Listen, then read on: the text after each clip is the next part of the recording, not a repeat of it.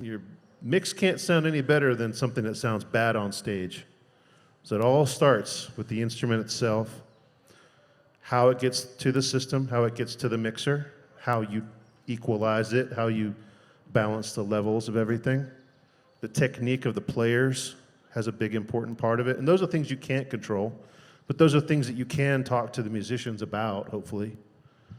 But then if you get into the concept of a split, so you have front of house audio and you have a split that goes to stream, that's where you have a high quality set of monitors or headphones even, and you're mixing for the online stream. Now if it doesn't sound right, like if you go after the fact and you listen back and you're like, oh, that doesn't sound like I thought it sounded, there's a couple of ways you can kind of deal with that. And it does start with having good headphones, good reference system, good speakers.